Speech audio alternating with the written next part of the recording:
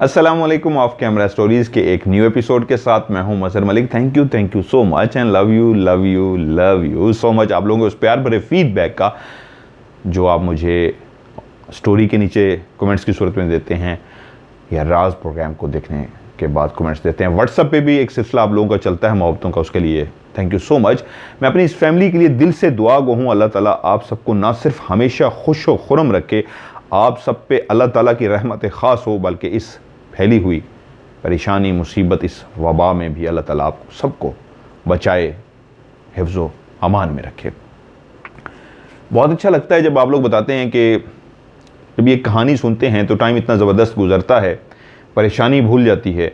और बहुत सारे लोग, वर्दा भी जिस तरह अभी एक मेरे ग्रुप में हैं वर्दा जी, वो इस वक्त कोरोना में मुब्तला हैं और क्वारंटाइन कर ली हैं, तो वो कहती हैं मेरा जो वक्त अच्छा गुज़रता है वो स्टोरी सुन के ही गुज़रता है।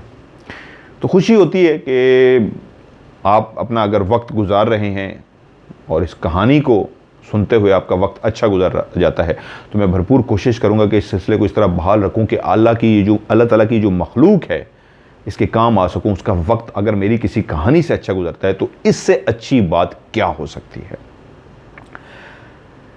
लोग स्टोरीज़ भेजते हैं, मैं पढ़ता हूं, जो दिल को अच्छी लगती है, सच्ची कहानी लगती है, उसको आगे आप तक पहुंचाता हूं। और आज जो कहानी मैं आपको सुनाने जा रहा हूं, शुएब तारिक ने मुझे भेजी है और ये एक सच्ची कहानी है और ये बहुत ज़्यादा पुरानी नहीं है। ये जो वाक़या है जुड़ा है, कोई यूँ समझ लीजिए 12 साल के करीब, 10-12 साल के करीब जब ये वाक़या हुआ था और अभी तक ये कहानी, ये सिलसिला जो है चलता हुआ आ रहा है। मेरी उनसे अभी बात भी हुई है। इस कहानी से जुड़ी कुछ तस्वीरें भी हैं जो शुएब साहब ने मुझे कही हैं कि वो मुझे इंशाल्लाह भेज देंगे। वो मैं तस्वीरें भी कल मतलब आगे इंशाल्लाह किसी न किसी जगह पर आपको ज़रूर आपके साथ तस्वीरें शेयर करूँगा। कहने का मतलब ये कि आज के दौर में भी ऐसे वाक़यात हो रहे हैं जो बहुत पहले होते थे। आबादी बहुत कम होती थी, देहात होते थे, लाइट नहीं होती थी, बिजली नहीं होती थी, लालटेन लोग जलाते थे, तो उस वक्त ये सिलसिले होते थे। लेकिन इस कहानी से आपको अंदाज़ा होगा कि आज भी कोई इस तरह का सिलसिला थमा नहीं है, आज भी इस तरह का सिलसिला चल रहा है। शुएब तारिक का एक कज़न है जिसका नाम है अहमद हुसैन।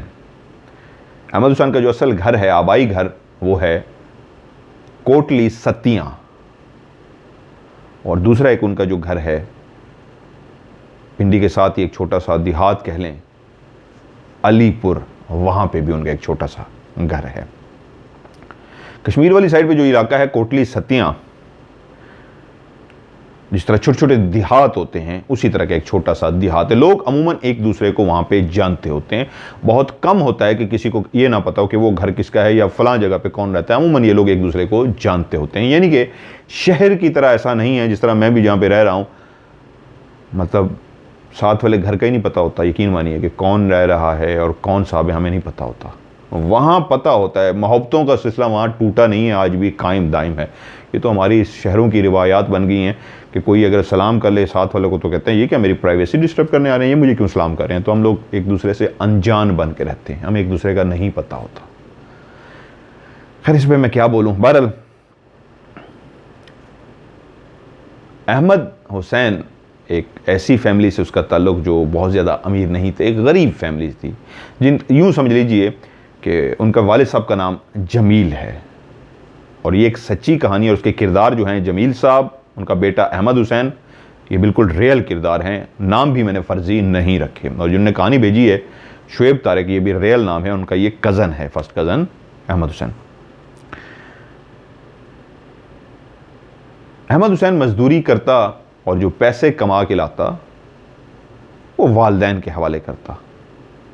गांव के अंदर जो शुगल मेला होता है, खेल होते हैं गांव के, वहाँ पे एक ये भी होता है जब शदीद गर्मियाँ आ जाती हैं, अब स्पेशली जो नौजवान होते हैं तो दोस्तों के साथ मिल के चल पड़ते हैं उस नहर की तरफ। पहले तो यकीन मानिए ये रिवायतें ख़त्म हो गई हैं। सराकी में एक लफ्ज़ कहते हैं, बहुत सारे लोग अगर जो सराकी देखते हैं मुझे, सावणी, अब तो ख़त्म हो गया ये कल्चर भी।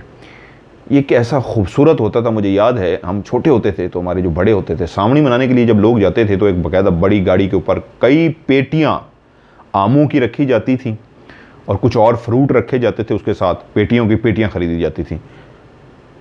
चिकन, मटन, बीफ, चावल, ये वहाँ पे पहुँच के नहर के किनारे तैयार किए जाते थे। एक शख्स होता था स्पेशली जो प्रोफेशनल कुक होता था, लेकिन वो दोस्ती में, पैसे लेके नहीं। कोई चिकन पका रहा है, कोई मटन पका रहा है, कोई बीफ पका रहा है, कोई चावल पका रहा है, ये चीज़ें तैयार हो रही हैं। आम एक बड़े से बर्तन के अंदर डाल दिए जाते थे, बर्फ़ डाल दी जाती थी, वो ठंडे हो रहे होते थे। सेब हैं, केले हैं, जो भी फ्रूट हैं वो वहाँ पे होते थे, आमों को ठंडा किया जाता था।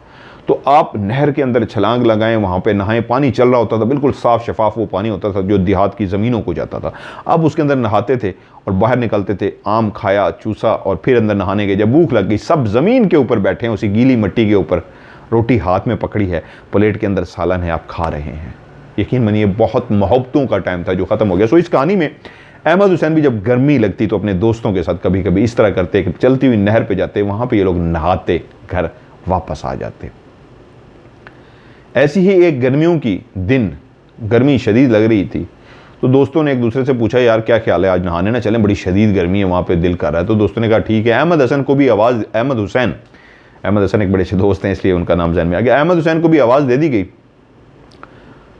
और सारे नहाने की गर्ज से उस नहर की तरफ चल पड़े। नहर का जो चलता हुआ पानी होता है बड़ा ठंडा होता है, जितनी भी शदीद गर्मी होगी नहर का पानी गर्म नहीं होगा, नीचे बहुत ठंडा होगा, इसलिए लोग बहुत नहाते हैं। उन दोस्तों ने भी उस नहर के अंदर नहाना शुरू कर दिया। एक मजाक का सिलसिला था, फन हो रहा था। स्पेशली जब इस तरह नहाने जाते हैं तो मकसद सिर्फ नहाना नहीं होता, शरारतें करना, अपने आप को खुश करना होता है। कोई एक खड़ा है तो पीछे से जाके किसी ने धक्का दे दिया, वो बाहर निकला है तो इस तलाश में है कि मुझे धक्का पड़ा, मैं भी धक्का दूंगा। तो वो भी जब मौके की तलाश में होगा, देखेगा वो जिसने धक्का दिया था वो खामोश खड़ा है, उसकी तवज्जो उसकी तरफ नहीं है, पीछे जाके वो भी उसको धक्का दे देते। क्योंकि जब मैंने लफ्ज़ सामनी इस्तेमाल किया सराइकी कल्चर का, कि हम सामनी मनाते थे, तो उसमें क्या होता था, यही चीज़, सिर्फ नहाना नहीं, मट्टी उठाई, पूरी बॉडी के ऊपर किसी के मट्टी लगा दी, किसी एक शख्स को पकड़ लिया, लो जी इसको पकड़ो, उसको पकड़ा और सबने मट्टी उछाल के उसके फेस पे, बालों पे, सर, पूरी बॉडी पे मट्टी उठा ली। उसके बाद उसको दो बंदे आगे बाजू से पकड़ते थे, दो बंदे पीछे टांगों से पकड़ते थे, इस तरह बाकायदा हिला हिला हिला हिला के पानी की तरफ फेंक दिया जाता था और वो पानी के अंदर गिरता था और फिर अपनी मट्टी साफ करके बाहर आता था। हम बच्चे थे, हम शरारती थे, तो हम बड़ों को मट्टी लगाने वालों में शामिल होते थे, लेकिन जब हमारी बारी आती थी तो भाग जाते थे। लेकिन बकरे की माँ कब तक खैर मनाएगी, हत्थे उनके चढ़ी जाते थे, फिर वही हमारे साथ होता था, पूरा एक लेप दे के मट्टी का बच्चे हुए हमें भी पानी में फेंक देते थे। लेकिन जो गहरा पानी होता था उसमें बड़े नहाते थे, बच्चों के लिए एक छोटी सी जो एक जगह थी जहाँ पे गहरा नहीं था, हम लोग वहाँ पे नहाते थे। अहमद हुसैन भी उसी तरह दोस्तों के साथ शरारतें करते रहे, नहाते रहे, और दोस्त भी धक्के देते रहे और एक दूसरे को इस तरह मट्टी लगाते रहे, शोल मेला इस तरह करते रहे एक दूसरे के साथ। और जब नहा चुके तो अहमद हुसैन उस वक्त बाहर निकला। गांव का एक कल्चर है, जब ये लोग नहाने जाते हैं तो अपनी शलवार पहन के रखते हैं, शलवार कमीज पहनते हैं। तो जो कमीज होती है, क्योंकि उसके अंदर जितना अपना कीमती सामान होता है वो अपनी कमीज के अंदर ही रखते हैं, उसको लपेटते हैं, जूते और अपनी कमीज एक साइड पे रख देते हैं और शलवार के साथ नहाने के लिए चले जाते हैं। वक्त के साथ तब्दीली आई है, शॉर्ट्स पहन लेते हैं, कुछ लोग चेंज कर लेते हैं, टोटल ड्रेस चेंज करके शॉर्ट्स पहन के, कच्चा कह लूँगा उनका, पहन के डुबकी लगाते हैं। लेकिन उस वक्त वो तमाम लोग अपनी अपनी शलवारों के साथ डुबकियाँ लगा रहे थे, नहा रहे थे, और उनके ड्रेसेस यानी कमीज़ें उनकी साइड पर रखी हुई थी जूतियों के साथ। तो इसी तरह अहमद हुसैन नहा के जब बाहर निकला, उसने कहा बस यार मैं थक गया हूँ, अब आ जाओ बाहर, तुम लोग भी, काफ़ी टाइम हो गया। तो वो आया, उसने अपनी कमीज़ उठाई और कमीज़ पहनना शुरू कर दी। कमीज़ पहनते पहनते उसने अपने पाँव, वो जो उसकी चप्पल टाइप नीचे पड़ी हुई थी, उसके अंदर, जूती के अंदर डाले। वो कमीज़ भी ऊपर से पहन रहा था और नीचे जब पाँव डाल रहा था तो उसको लगा जैसे जूती के अंदर कोई कीड़ा है, कोई चीज़ है जो जूती के अंदर है। तो उसने जब कमीज़ पहन ली, नीचे देखा तो उसका एकदम जिस चीज़ पे निगाह पड़ी, सांप काला, तकरीबन कोई 3 इंच के करीब, 4 इंच के करीब, इतना बड़ा आप कह लीजिए, इतना बड़ा 3-4 इंच का एक सांप का बच्चा था जो उसकी जूती के अंदर बैठा हुआ था, जो उसके पाँव को टच किया था अंगूठे के साथ बाकायदा। जब उसके अंगूठे को कोई चीज़ टच हुई थी तो उसको महसूस हुआ कुछ है जूती में। तो उसने नीचे जब देखा तो एक सांप का बच्चा था। उसने पहले जल्दी से अपने पाँव को झटका मारा और जो उसके अंगूठे, पाँव के अंगूठे के साथ वो जो चीज़ लिपट चुकी थी, वो छोटा सा काला सांप का बच्चा था, तो वो उसने झटका मारा पाँव को, तो वो सामने जाकर गिरा और तेज़ी के साथ यूं चलना शुरू हो गया, जिससे पता लग गया ये कीड़ा नहीं, एक सांप का बच्चा है। क्योंकि जो कोबरा का, ब्लैक कोबरा का जो सांप का बच्चा होता है, बहुत तेज़ी के साथ इस तरह नीचे भागता है। तो वो एकदम से डर गया कि छोटा सांप का बच्चा मेरे जूते में कहाँ से आ गया। यकीनन नहर के करीब ये जानवर इस तरह के पाए जाते हैं। फौरी तौर पे उसने क्या किया, जूती अपने पाँव में पहनी और जूती उस छोटे से सांप के बच्चे के ऊपर रख दी और पाँव को मसल दिया, उसको मार दिया। ये एक आम सी बात होती है, स्पेशली देहात के अंदर। कहीं छोटा सा इस तरह का बच्चा जो 3-4 इंच का हो सांप का, तो उसको लोग देखते हैं तो अपनी जूती से पाँव से मसल देते हैं, अगर नंगे पाँव से नहीं, जूती पहन के। तो उसने भी ऐसे ही किया, क्योंकि उसकी जूती के अंदर था। शायद वो ना ऐसा करता, लेकिन क्योंकि उसकी जूती के अंदर था और उसके नाखून को टच हुआ, तो खौफ की वजह से फेंका और उसने मसल दिया। कमीज़ पहनी और इस बात का किसी से जिक्र भी नहीं किया था, क्योंकि कोई ख़ास बात तो थी नहीं। घर की तरफ रवाना हो गए बातें करते हुए, जिस तरह वो आए थे। ये एक आम सी बात थी, इसमें ऐसी कुछ भी नहीं था। नहाने गए और एक छोटा सा, कई दफ़ा दोस्तों के साथ भी ऐसा शायद हो चुका होगा, और मेरे ख्याल में अभी भी बहुत सारे लोगों के साथ ऐसा होता है कि पाँव से इस तरह करते हैं और मार देते हैं। लेकिन मुझे अपना वो याद आ गया, जब वहाँ जाकर अमेरिका में रैटलर को मैंने देखा, और उसके साथ वो एक बहुत मेरी अभी भी दिली ख्वाहिश है, यकीन मानिए, मैं जाऊँ और उनके साथ जाके खेलूँ। बड़ा अच्छा लगा मुझे। एक खौफ की वेव आती है ना एक बॉडी के अंदर, वो उस वेव के लिए तो मैं इधर उधर जाता हूँ, जिन्नात के पास, सांपों के पास, हर उस चीज़ के पास जिसके अंदर एक खौफ होता है, और एक जो वेव बॉडी के अंदर आती है, एक खौफ की वेव, वो एक अजीब सा एहसास, वो मुझे बड़ा अच्छा लगता है। तो उसको फील करने के लिए मैं बहुत कुछ ऐसा करता रहता हूँ। बात उसके दिमाग से भी निकल गई। 3-4 दिन इस तरह सुकून से गुजर गया और वो अपनी उसी तरह मजदूरी वाली रूटीन की तरफ चला गया। वो एक फैक्ट्री कह लें या कोई एक इस तरह की गांव से दूर एक जगह थी जहां पे वो जाता था और जाके काम करता था, अपनी ड्यूटी करना शुरू कर दी। 3-4 दिन गुजर गए नॉर्मली, जिस तरह वो अपने रूटीन में होता था, वो अपनी रूटीन पे था। तो एक दिन वो शाम के टाइम में वापस आ रहा था, जल्दी उसको छुट्टी हो गई, या उसका जो टाइम था 3-4 बजे, अभी धूप थी, गर्मियों की दिन थे, 7-7:30 बजे जाके अंधेरा होता था। तो वो जल्दी अपना आ गया 4-5 बजे। तो एक ऐसे रास्ते से गुजर रहा था जो वीरान रास्ता था, वहां पे कम लोगों का ही गुजर होता था। उस रास्ते पे आते हुए अचानक उसकी निगाह सामने पड़े हुए एक सांप पर पड़ी। वो रुक गया और उसके जिस्म के अंदर वही वेव, वही खौफ, वही लहर दौड़ी जिसका मैंने अभी जिक्र किया। उस वेव के लिए, उस लहर के लिए मैं इधर उधर जाता हूं तो शायद उस वक्त वही लहर उसके अंदर आई, लेकिन वो हिल नहीं सका, क्योंकि जिस सांप को उसने देखा था वो दूर नहीं, बल्कि जिस वक्त उसकी निगाह पड़ी वो उसके बिल्कुल पांव के करीब था। और जैसे ही उसने यूं नीचे देखा कि सांप, जो काला कोबरा है, ब्लैक कोबरा सांप, बिल्कुल उसके पांव के करीब है। अब इतना मोहलत, इतना टाइम नहीं था कि वो भाग सकता या उससे बच सकता, उसके पांव के बिल्कुल करीब में था, तभी उसकी निगाह पड़ी। मेरा तो झटका निकल गया था, मैं और शान जी इकट्ठे थे, मेरे बिल्कुल पाँव के करीब था, तो मैंने तो बहुत लंबी छलांग मार ली थी, लेकिन वो उस वक्त ऐसा ना कर सका। उसी लम्हे ऐसा हुआ कि उस सांप ने उसके पाँव को लपेट लिया बाकायदा तौर पे। जैसे आप इंसान इस तरह पाँव रख के खड़ा होता है, तो उसने ये वाली टांग के हिस्से को लपेट लिया और उसका मुंह उसके पाँव की तरफ था, और उसको वो सांप बाकायदा उसने उसको डस लिया। और एक दफ़ा डसने के बाद जब उसने अपने दांत उसके पाँव से बाहर निकाले, तो एक और हिस्से, जो पाँव का हिस्सा था, वहां दोबारा उसने अपने दांत गाड़ लिए। फिर तीसरी दफ़ा एक और हिस्से में दांत गाड़ लिए, चौथी दफ़ा, पांचवी दफ़ा, छठी दफ़ा उस सांप ने, काला स्याह, जो एक तकरीबन कोई 3 फुट का सांप होगा, अहमद हुसैन को उसने पाँव के ऊपर कोई 5 से 6 दफ़ा बाकायदा तौर पे डस लिया। और अहमद हसन वहीं खड़े खड़े गिरा और ज़मीन पे बेहोश हो गया। ये एक ऐसा रास्ता था जहाँ पे बहुत कम लोगों का आना जाना था,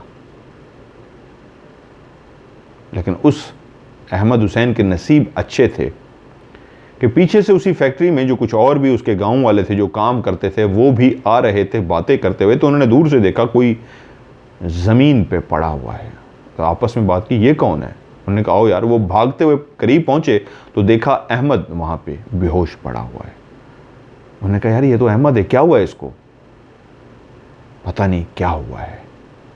अब उसके पाँव के ऊपर जो निशान थे उनसे कोई खून नहीं निकल रहा था, या इस तरह वो भरा हुआ नहीं था या सूजा हुआ नहीं था कि उनका दिमाग फोकस करता उस पाँव के ऊपर। यकीनन उस सांप ने उसको काटा तो था, लेकिन काटने के बाद, डसने के बाद इस तरह पाँव की सिचुएशन नहीं थी कि जहर की वजह से सूज गया हो, फूल गया हो, जिस तरह अमूमन होता है जब सांप काट ले एक दफ़ा भी तो पाँव फौरी तौर पे फूल जाता है, लेकिन उसका पाँव फूला नहीं था।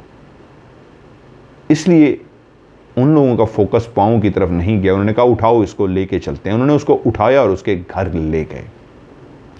माँ बाप जो बेचारे बूढ़े थे वो परेशान से हो गए अपने बेटे को देख के, एक ही उनका बेटा, कि ये क्या हुआ है उसके साथ। और सारे गांव वाले जो उठा के लाए थे पानी भर के उसके ऊपर छींटे मारने लगे। वही तमाम टोटके जो है गांव में लोग करते हैं कि बीपी लो हो गया होगा, कुछ हो गया होगा, या इस तरह की जो बातें अमूमन की जाती हैं। ये किसी का दिमाग नहीं जा रहा कि इसको किसी सांप ने डसा है।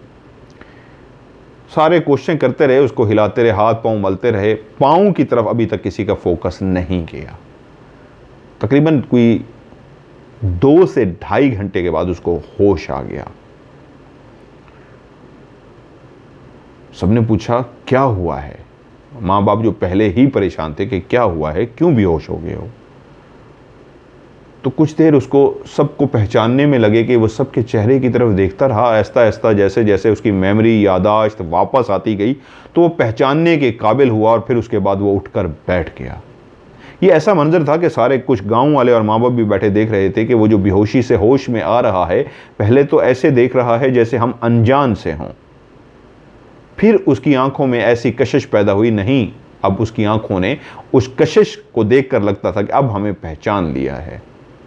तो माँ आगे बढ़ी और पूछा बेटा क्या हुआ था अहमद हुसैन।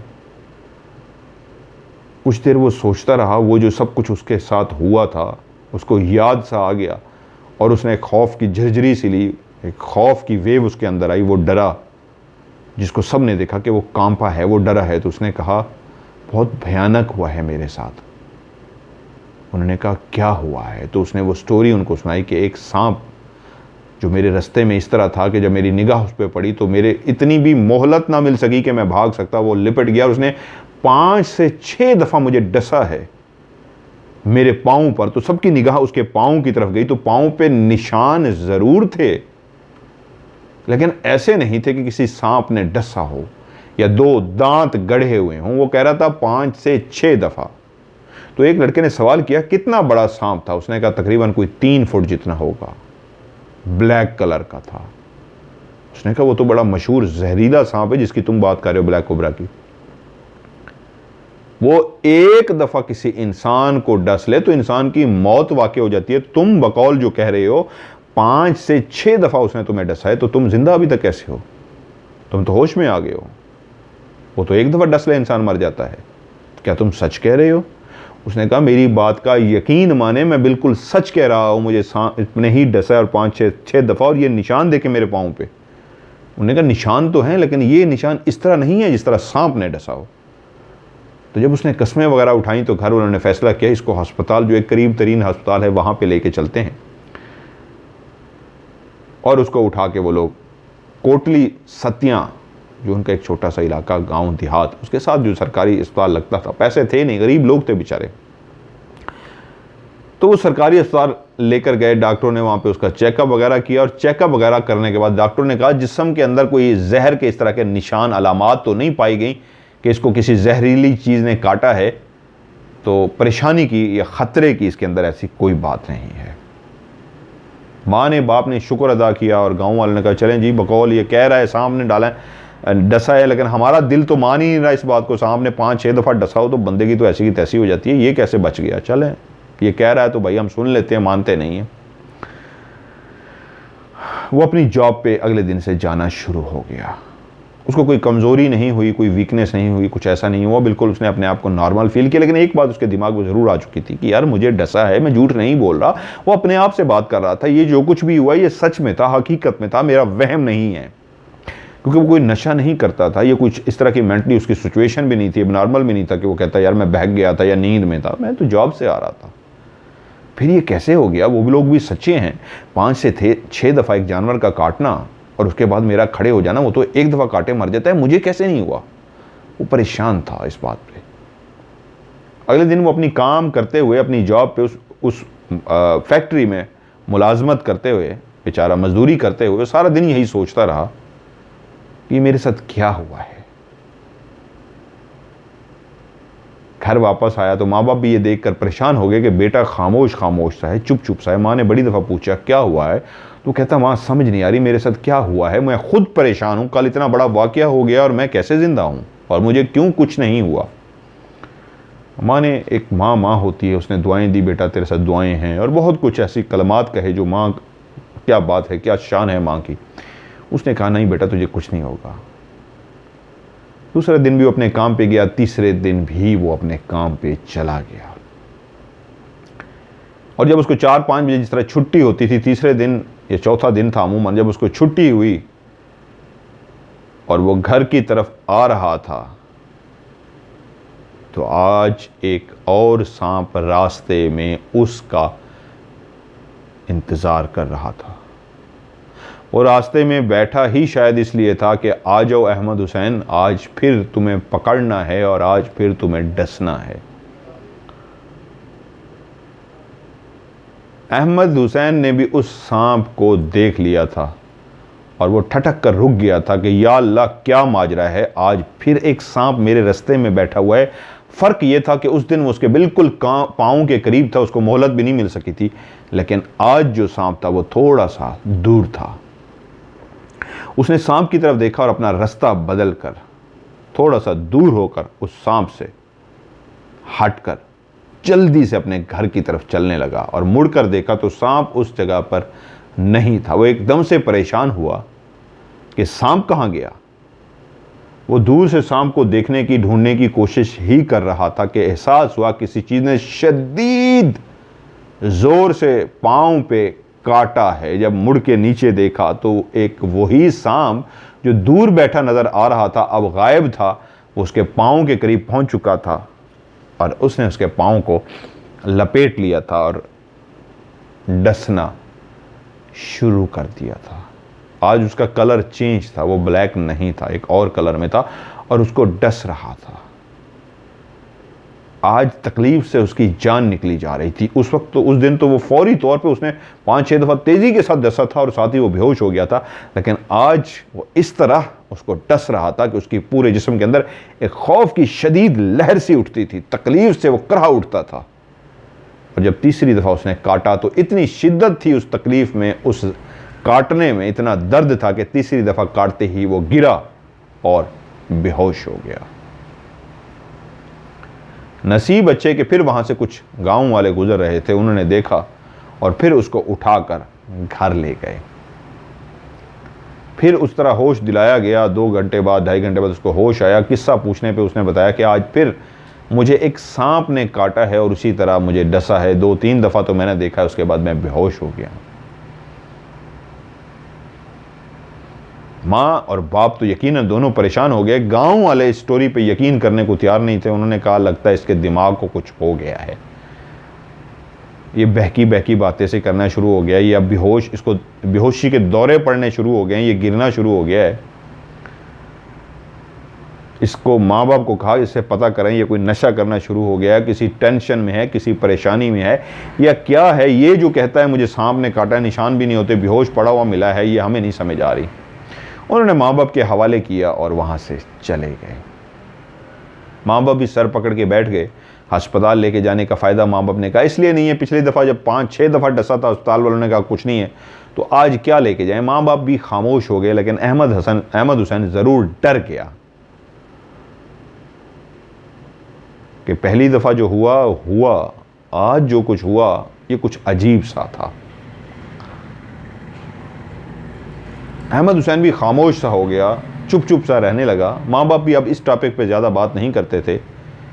लेकिन कुछ दिनों के बाद जब तीसरा वाकया हुआ, वो बहुत ही खतरनाक था। जिस सांप ने उसको पकड़ा डसने के लिए, तो वो साइज में बहुत बड़ा था और काफ़ी ज़्यादा मोटा था। यानी यूं कह लीजिए वो 5-6 इंच मोटा था। और उसने उसको इस तरह पकड़ा कि पूरी टांग को ही उसने लपेट लिया। और वो इतना बड़ा था कि टांग को लपेटते लपेटते उसने यहाँ तक पेट तक उसको लपेट लिया। इतना बड़ा सांप था। और उसने उसको इसी तरह डसा कि उसकी हालत बुरी हो गई उस तकलीफ से जो उसके डसने से हो रही थी। और फिर वो बेहोश हो गया। फौरी तौर पे उस जगह पे कोई ना पहुंच सका, यहाँ तक कि पड़े पड़े रात हो गई। घर वाले ढूंढने के लिए बाहर निकले। कुछ लोगों ने तरस खा के कि अहमद हुसैन कहाँ गया, माँ बाप ढूंढने निकले हैं। तो ढूंढते ढूंढते उस रास्ते पे जहाँ से गुजरता था उसको बेहोश पाया। उठाकर घर ले गए। वही जो पानी फेंकना और जो हाथ पाँव जिस तरह करते थे वही किया। तब क्या दिए जिस तरीके उसको होश में लाते थे। वो 2 घंटे बाद कोई होश, घर पहुंचते ही वो होश में नहीं आता था। उसको वहाँ पे भी होश में आते हुए 2 घंटे लग जाते थे। 2 घंटे बाद जब वो होश में आया, उठ के बैठा, तो फिर माँ ने पूछा क्या आज फिर सांप ने ऐसा किया है? उसने कहा हाँ माँ, आज फिर सांप ने ऐसा किया है। गांव वाले इस बात पे हंसते हुए बाहर चले गए। माँ ने फैसला किया कि ये क्या है। बाप जो साथ खड़ा था उसकी तरफ देखा तो बाप ने इशारा किया। दोनों माँ बाप बाहर चले गए। तो जमील ने अपनी वाइफ से कहा इसको किसी पीर फकीर को चल के दिखाते हैं, ये मामला कुछ हमें और लग रहा है। गरीब लोग थे, इतना पैसा था नहीं, लेकिन एक औलाद, एक बच्चा, उसके आगे माँ बाप अपना सब कुछ लुटाने को तैयार हो जाते हैं। सो दोनों ने फैसला किया कि हाँ इसको किसी बाबे के पास, किसी के पास लेके चलते हैं। क्योंकि अब उसके बाद ये हुआ कि सिलसिला इस तरह चल पड़ा कि हर 3-4 दिन के बाद, हफ्ते के बाद सांप मिलता और सांप अहमद हुसैन को काट लेता। लेकिन जो वो सांप मिला था जिसने उसको पेट तक लपेट लिया था, जो 4-5 इंच मोटा सांप था जिसने उसकी पूरी टांग को लपेटा हुआ था, उस पे अहमद हसन ने ये कहा कि उसकी जो दुम थी वो इतनी तेज थी जैसे कोई ब्लेड सा होता है। वो अपनी दुम को उसके पांव पे इस तरह मार रहा था जिस तरह छुरी से उसको काट रहा हो। वो दांत नहीं गाड़ रहा था, वो उसको इस तरह छुरी की तरह कट लगा रहा था। लेकिन वो जब भी अपनी दुम उसकी पाँव पे टच करता तो इतनी उसको तकलीफ होती जैसे किसने पूरा पाँव ही छुरी से काट दिया हो। वो तकलीफ से कराह उठता। निशान उस जिसने दुम मारी थी अपनी, उसके निशान सबको नजर आ रहे थे। हाँ, पाँव पे इस तरह के निशान हैं कि किसने उसको कट लगाए हैं। अब ये सिलसिला चल पड़ा। कुछ दिनों के बाद उसका टाकरा सांप से होता और सांप उसको इसी तरह डस लेता, तकलीफ पहुंचाता। उसको यह समझ आ गया था सांप उसको मारने के लिए नहीं आता, उसको सिर्फ और सिर्फ शिद्दत के साथ दर्द देता है, तकलीफ देता है। उसको इतना तकलीफ पहुंचाता है कि थोड़ी देर के बाद ही उस तकलीफ की वजह से वो बेहोश सा हो जाता है। शुएब तारिक जिन्होंने ये कहानी भेजी है, जिनका ये कज़न है, वो कहते हैं एक दफ़ा मैं भी उनके घर गया। उसने मुझे ये सारी स्टोरी खुद से सुनाई, मैंने सुन भी रखी थी। उसकी ज़ुबानी ये कहानी सुनी। और जब हम गांव के अंदर टहल रहे थे, उनके वो जो सहन सा था कच्चा, उसके अंदर हम बातें कर रहे थे, कज़न टहल रहे थे, तो उसी वक्त भी एक छोटा सा सांप उसके पाँव के करीब मैंने और उसने देखा था। तो उसने कहा था वो देखो सांप। वो छोटा एक 4-5 इंच का ब्लैक सा इस तरह तेजी के साथ चलता हुआ सांप था जो हम दोनों ने देखा। वो तेजी के साथ चलता हुआ निकल गया। उसने कहा अब तुम्हें यकीन आ गया। अब जब ये सिलसिला चल पड़ा, शुएब जो उसका कज़न जिन्होंने कहानी भेजी है, उसको जब अहमद हुसैन ने कहानी सुनाई, उसने अपनी आंखों से देखा, उसको तो यकीन आ गया। लेकिन जो बाकी रिश्तेदार थे उनमें बातें होनी शुरू हो गई कि ये क्या ड्रामा है, ये क्या मजाक मचा रखी है कि इस तरह की बातें करना, सांप आता है डस जाता है, पकड़ जाता है डस जाता है, इसको कुछ होता ही नहीं है, कोई इतनी बड़ी तोप चीज़ है कि इतना बड़े बड़े जहरीले सांपों ने इसको डसा और इसको कुछ हुआ ही नहीं है, ये झूठ है। इसका मजाक उड़ाया जाने लगा। अहमद हुसैन तकलीफ में हर कुछ दिनों के बाद बेहोश पाया जाता और रिश्तेदार अब उस पर हंस रहे थे। माँ बाप जो गरीब थे वो अपने पैसे जितना भी उनके पास गरीबों के पास थे वो लेके इधर उधर जाना शुरू हो गए थे पीर फकीरों के पास, लेकिन किसी के कलाम से, किसी के दम से, किसी के फूंके से, किसी की तावीज़ से कोई फ़र्क नहीं पड़ रहा था।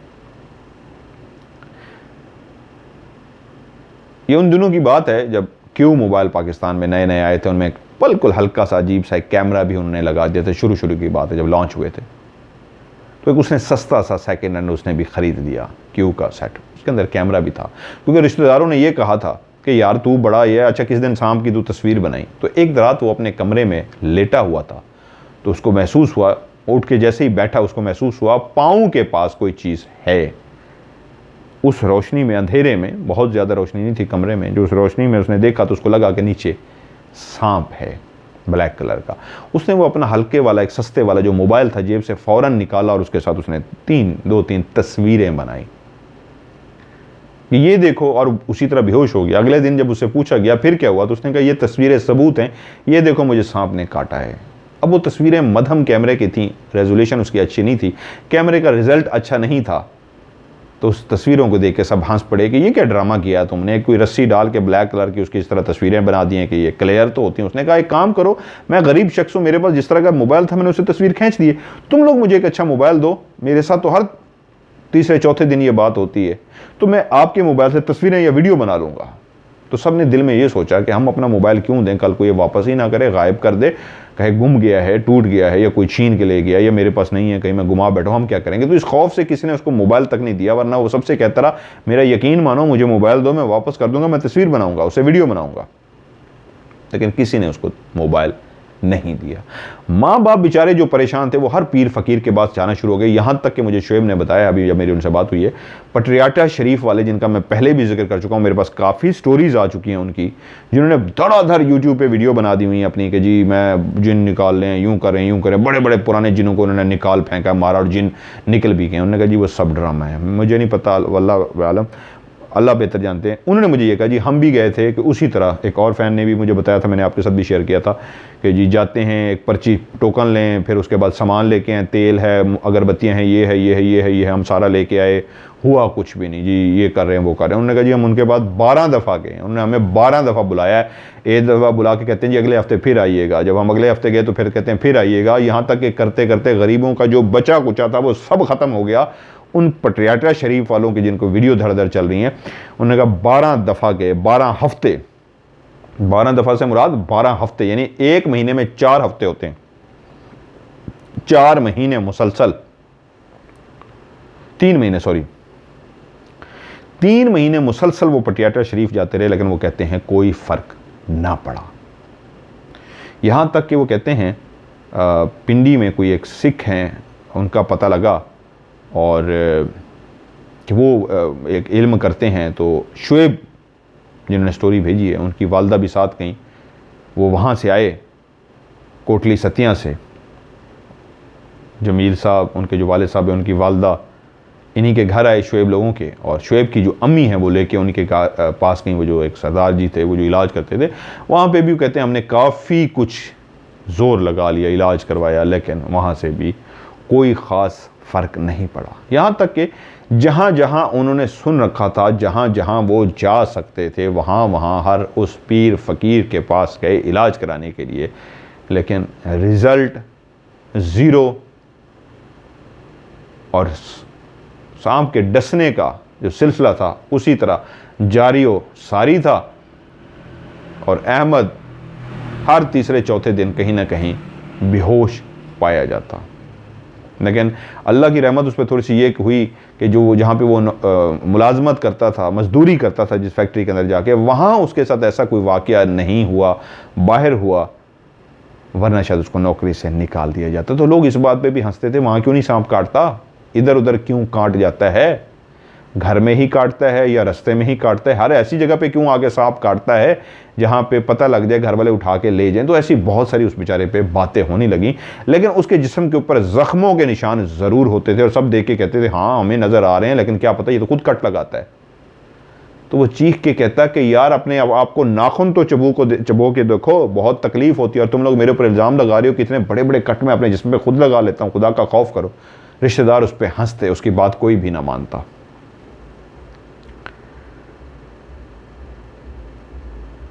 और इस तकलीफ़ से वो गुजरता रहा और माँ बाप बेचारे सर पकड़ के बैठ गए। अब उनको कुछ भी समझ नहीं आ रहा था, वो करें तो क्या करें। कोई जगह बची नहीं थी जहाँ पे वो जाते, बहुत पैसा लगा चुके थे। जिस तरह मैंने बताया, वो पटियाला शरीफ वालों का जो एक ट्रिप है वो तकरीबन कहते हैं 7-8 हज़ार का बनता है एक ट्रिप।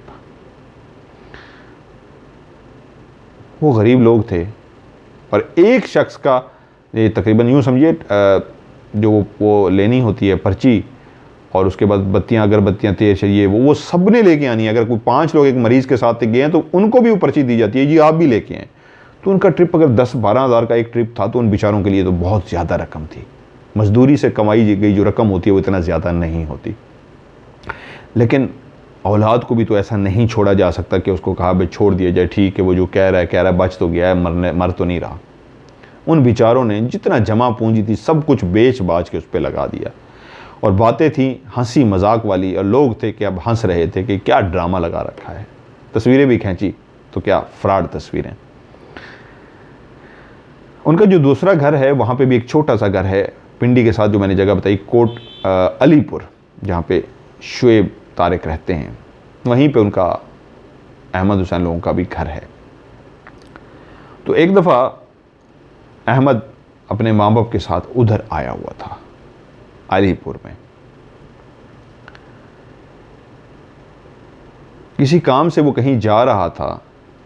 अब उसके अंदर खौफ तो बचा नहीं था, उसको पता था उसको तकलीफ़ उस मखलूक ने देनी है, और उसके बाद उस तकलीफ़ को जब बर्दाश्त से बाहर हो जाती थी तो बेचारा बेहोश हो जाता था। लोग उस पर हंस रहे थे। वो किसी काम से वहाँ घर से बाहर निकला, माँ ने ताकीद की कोशिश करो बाहर ना गए, अगर कुछ यहाँ पे हो गया तो परेशानी हो। उसने कहा नहीं माँ मैं जल्दी वापस आ जाऊँगा। माँ से कह के वो रवाना हुआ। साथ ही एक छोटा सा कब्रिस्तान था, उस कब्रिस्तान से दाखिल हुआ कि शॉर्टकट रास्ता यहाँ से मैं निकलूँगा, दिन का टाइम था और मैं आगे चला जाऊँगा। जैसे ही वो कब्रिस्तान में दाखिल हुआ तो आज कुछ बहुत बुरा और बहुत खौफनाक होने वाला था। आज जितने भी अब तक उसको सांप काटते आए थे या उसको कट लगाते आए थे, डसते आए थे, जहर डालते आए थे, मकसद मारना उस सांप का तो मकसद नहीं था, वरना वो पहले ही सांप में मर जाता। वो उसको तकलीफ़ देते थे और इतनी देते थे कि वो बेहोश हो जाए। लेकिन आज जो उसका इंतज़ार कर रहा था वो सबका बाप था, वो सबका सरदार था, वो अस्तहा था। वो सांप था जो बहुत बड़ा होता है। वो सांप था जिसको देख के ही इंसान सहम सा जाता है। वो सांप था कि जब मुंह खोलता है तो पूरा इंसान अंदर ले जाता है। वो तो पूरा बछड़ा खा जाता है, गाय खा जाता है, बैल खा जाता है, बकरी पूरी अंदर ले जाता है, इंसान पूरा अंदर ले जाता है। वो था जो अस्तहा होता है साइज में बड़ा। उस जंगल में वो इस तरह आगे उसको नजर आया कि उसके रोंगटे खड़े हो गए। वो जो डर चुका था, वो हमेशा डरता भी था, रुक जाता था, बेबस हो जाता था, लेकिन आज जिस चीज़ को उसने अपनी आंखों से देखा था वो सबसे ज़्यादा खौफनाक थी। इतनी बड़ी चीज़ उसने पहली दफ़ा देखी थी, उससे पहले इतनी बड़ी चीज़ नहीं देखी थी। और जैसे ही उसकी निगाह उस बड़े अस्तहे पे पड़ी वो उसी जगह पे गुमसुम सा हो गया। इतनी बड़ी बला, इतनी बड़ी जानवर को, इतने बड़े सांप को देख के वो गुमसुम सा हो गया और कांपना शुरू हो गया। अभी वो खड़ा कांप ही रहा था, चंद सेकंड हुए थे उस सांप को देखे हुए कि वो सांप तेज़ी से आगे आया और उसने उसके पूरी जिस्म को लपेट लिया। आज तक उसको डसते आए थे, या एक सांप ऐसा था उसने उसको पेट तक लपेटा था और एक टांग को लपेट के पाँव पे अपनी दुम मारी थी, लेकिन इस अस्तहे ने उसको पूरे को लपेट लिया था। इस तरह लपेटा कि उसके पांव से लेके सर तक वो गोल अस्तहा लिपट गया और इतने जोर से उसने उसको जकड़ लिया, उसको लगा कि आज मैं कलमा पढ़ लूं, आज मेरी जिंदगी का आखिरी दिन है। वो तो डसते थे लेकिन वो इस तरह गोल लिपट गया था कि उसको लगा कि मेरी हड्डियां कड़क जाएंगी, टूट जाएंगी, ये आज मुझे इसी तरह दबाकर बंद करके लिपट के मार देगा। जब उसका सर भी उसके अंदर आ गया तो उसको लगा उसका सांस आना मुश्किल हो रहा है। उसकी गिरफ्त जो है गोल सी वो हर सेकंड के साथ, हर लम्हे के साथ बढ़ती जा रही है, तकलीफ़ का एहसास भी बढ़ता जा रहा है, लेकिन दिमाग ये कह रहा है कलमा पढ़ते रहो, तुम्हारा आखिरी वक्त है, आखिरी लम्हा चल रहा है, तो मरने वाले हो। तो उसने कलमा पढ़ना शुरू कर दिया। उसको यकीन हो चला अहमद हुसैन को कि मैं अभी मर जाऊंगा, या आज ये मुझे इस तरह जकड़ कर मार देगा। वो जो भी सांप मुझे तकलीफ़ देते आए थे, आज उन्होंने फैसला कर लिया कि आज इसको ख़त्म ही कर दो। अभी तक सिर्फ तकलीफ़ दे के बेहोश करते थे, आज मकसद हो गया था मारना, ख़त्म करना। और जब उसको सब जकड़ लिया उस सांप ने, तो वहीं गांव के ही 2 लड़के अपने घर से जब बाहर निकले तो उनकी निगाह कब्रिस्तान पर पड़ी, तो वो डर गए और ठठर के रुक गए कि या अल्लाह ये क्या माजरा है। उन्होंने देखा एक बहुत बड़ा अस्तहा है, जो बहुत ही ज्यादा बड़ा है, जो उन्होंने उससे पहले जिंदगी में इतना बड़ा अस्तहा नहीं देखा। उसने किसी चीज को लपेटा हुआ है, कोई गाय है, कोई भैंस है, कोई चीज है, नजर नहीं आ रही, उसने इस तरह उसको लपेट लिया हुआ है कि वो सामने जमीन पे किसी चीज को लपेट के पड़ा हुआ है। तो वो दोनों डर गए, आगे ना बढ़ सके, डर गए इतनी, यानी कि उसने इस अंदाज में लपेट लिया था कि ये तक नहीं नजर आ रहा था कि अंदर इंसान है या कोई जानवर को लपेटा हुआ है। क्योंकि वो दोनों लड़कों का कहना यह था कि हमें नहीं समझ आई, बस इतना समझ आई कि एक असलहे ने किसी चीज को लपेटा हुआ है। तो कहते हैं हमें जो समझ आई, हमने फौरी तौर पे आयतुल कुर्सी पढ़नी शुरू कर दी, विर्द करना शुरू कर दिया। पहले हमने कहा या अल्लाह हमें माफ़ करें, ये क्या बला है।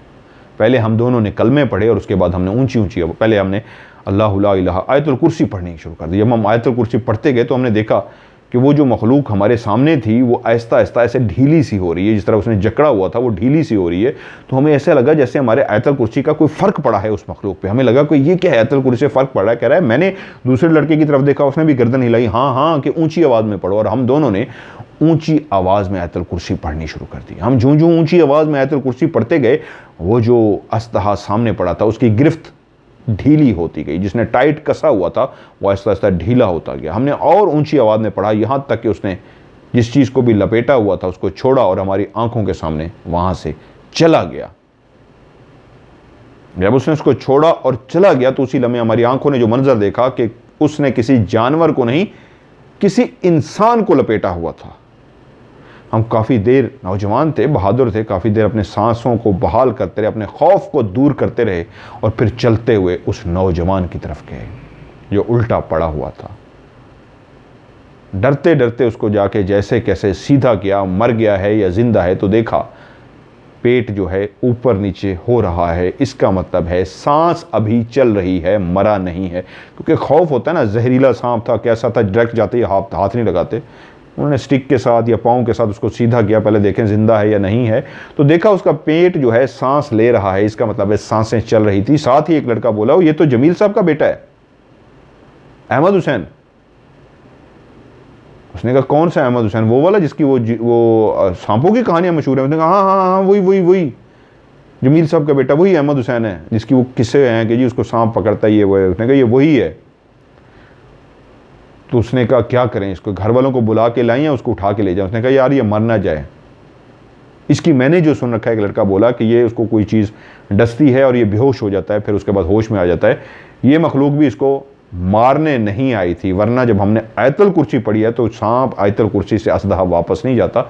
इसका मतलब ये है कि फिर वो सच्चा है, ये झूठ नहीं कहता, वो सांप नहीं वो और मखलूक है। तो उन दोनों ने हिम्मत करके उसको उठाया और उसके घर ले गए और उन्होंने गवाही दी कि हम हल्फन कहते हैं कि आज हमने अपनी आंखों से देख लिया है कि सांप ने इसको जकड़ा हुआ था, अस्तहे ने। और जब उसको होश में लाया गया और वो लड़के भी वहीं मौजूद थे, उससे पूछा क्या हुआ, तो उसने भी बिल्कुल वही कहानी सुनाई जो वो दोनों लड़के सुना चुके थे कि मैं इस तरह गया और इस अस्तहे को देखा जिसने मुझे लपेट लिया और मैंने कलमा पढ़ना शुरू कर दिया। आखिरी जो मुझे मंजर याद है, मैं कलमा पढ़ रहा था, मेरी सांस बंद हो रही थी और मेरी हड्डियां मुझे ऐसे लग रहा था अभी टूट जाएंगी। और उन लड़कों ने भी गवाही दी हल्फन कि हमने भी आज अपनी आंखों से देख लिया है, वाकई ये सच कहता है, झूठ नहीं है, इसके साथ सांप इस तरह लिपटा हुआ था। अगर हम शायद आयतुल कुर्सी ना पढ़ते तो इसको मार डालते। अब जब सब वो लोग जो हंसते थे, जिनको यकीन नहीं था, जब इस बात का पता लगा तो सबको मानना पड़ा कि बात सच है, उस बेचारे के साथ वाकई में ऐसा हो रहा है, वो झूठ नहीं बोलता। तो फिर सब ने तलाश शुरू की कि किसी अल्लाह के नेक बंदे को ढूंढा जाए ताकि इसका इलाज कराया जाए। और एक अल्लाह के नेक बंदे तक पहुँचे। तो जब अहमद की वालदा उसको लेके गई, उसने कहा, उसको सारी सूरत हाल बताई गई, तो उसने कुछ पढ़ने के लिए दिया और कहा अगले हफ्ते मुझे मेरे पास आइएगा, मैं आपको इंशाल्लाह इसका हल बताऊंगा। वो जो पढ़ने के लिए दिया गया था, वालिदैन बेचारे उसको साथ करते रहे, पढ़ते रहे। अब लोगों ने भी थोड़ी सी उनकी हेल्प करनी शुरू कर दी। के बाद मजाक नहीं है, सच है। उसके बाद कुछ ऐसे लोग भी सामने आ गए जिन्होंने कहा जी हम भी गवाही देते हैं। हम चुप हो गए थे, डर गए थे, क्योंकि उन लड़कों को कुछ नहीं हुआ तो शायद हम भी डर गए कि हमें कुछ हो जाएगा, हम बोले नहीं। आज हम भी अल्फन गवाही देते हैं जी, हमने अपनी आंखों से देखा है, इसको सांप पाँव पे लिपटा हुआ हमने देखा है। यानी वो पहले खामोश थे खौफ की वजह से कि हम बता देंगे तो हमें सारे से मसला ना हो जाए। तो वहाँ पे शुएब ने भी गवाही दी कि ये तो इसने जब मुझे बताया था मैंने भी अपनी आंखों के साथ देखा था। तो बहुत सारे लोगों की गवाही पड़ गई कि वाकई जी बात सच है, इसके साथ सांप का मसला होता है। तो लोगों ने भी उनकी हेल्प की। उसने एक बंदे ने उनको पढ़ने के लिए दिया, कुछ पीने के लिए दिया, और एक हफ्ते बाद जब गए तो उसने कहा इसका हल ये है, आप अहमद हुसैन की शादी कर दीजिए। वो कोई और नहीं, वो जिन है जिसके बेटे, वो जिननी है जिसके बेटे को इसने पाँव के साथ नहाने के बाद जब बाहर निकला था कमीज पहनते हुए, और इसने जूती के अंदर वो बच्चा बैठा हुआ था, तो ये देख के डर गया और इसको नहीं पता था ये सांप का बच्चा समझ के उसको मार बैठा है। लेकिन वो सांप का बच्चा नहीं था, वो जिन का बच्चा था।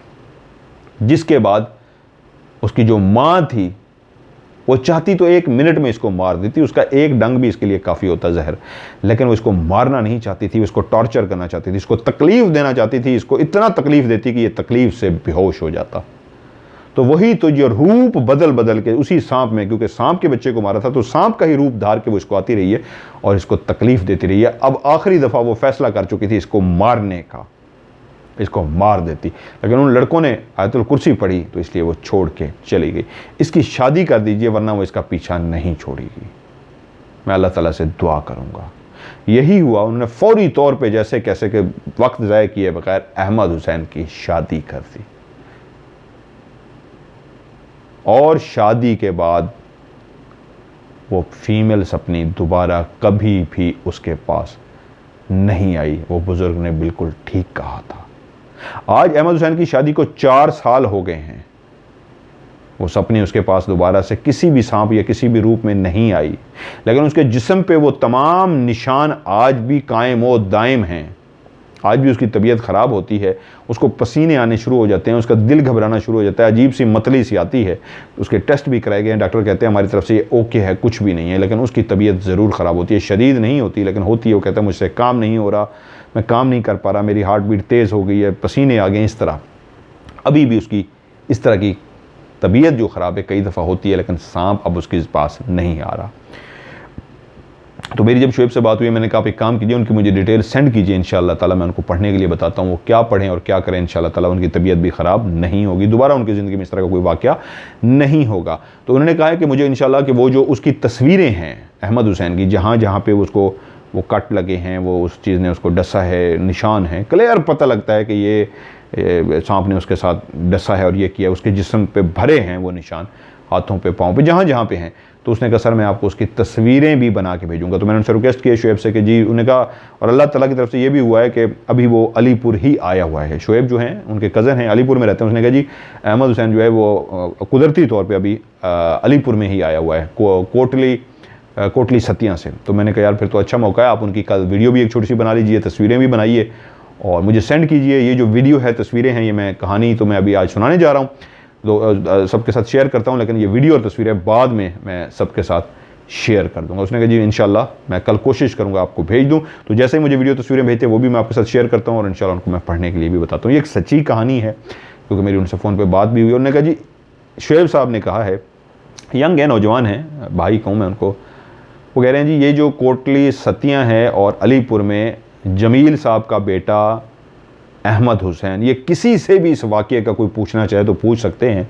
ये हमारे गांव का, कोटली सतियाँ कालीपुर का बहुत मशहूर व मारूफ वाक़या है जिससे हर कोई वाकिफ़ है। आप किसी से भी सांप वाले वाक़े का पूछेंगे तो वो लोग कहेंगे हाँ जी ये सच्चा वाक़या है, और उनकी बातों से भी मुझे अंदाज़ा हो गया था ये सच्चा वाक़या है। तो आज के दौर में भी फिर इस तरह होता है, जो पहले होता था वो आज भी हो रहा है। सो आज की कहानी उम्मीद है आपको अच्छी लगी होगी, बड़ी सच्ची कहानी है। इंशाल्लाह तस्वीर वीडियो आपके साथ शेयर करूंगा। सो आप लोग भी अपनी कहानी मुझे भेजना चाहते हैं तो मेरे व्हाट्सअप नंबर पे आप मुझे वॉइस मैसेज रिकॉर्ड करके भेज दें या कहानी को लिख के भेज दें, दोनों सूरतों में आप भेज सकते हैं। अगर व्हाट्सअप पे आप लिख के भेजेंगे तो वो तो मेरे पास महफूज रहेगा, वॉइस मैसेज आप करेंगे तो छोटे छोटे वॉइस मैसेज नहीं करने, मतलब 1-2 मिनट का मैसेज, फिर 1-2 मिनट का मैसेज, कोशिश कीजिए एक ही लंबा मैसेज आप कर दीजिए और उसके बाद वो मुझे आप सेंड कीजिए। जब तक आपकी स्टोरी प्रोग्राम में शामिल नहीं होती उसको डिलीट भी नहीं करना। किस नंबर पे करना है अब तो सबको याद हो गया होगा, +92-313-66-55500। रिपीट कर देता हूँ, +92-313-66-55500। और जो पाकिस्तान से मुझे भेजेंगे वो पाकिस्तान का नंबर मिला देंगे 0313-66-55500। सो आज की ऑफ कैमरा स्टोरी से मज़हर मलिक को दीजिए इजाज़त। आप सबका अल्लाह ताला हामी और नासिर हो। मेरे लिए भी दुआ कीजिएगा, आपके लिए भी ढेरों दुआ। सो एंड में जिस तरह कहता हूँ, लव यू सो मच।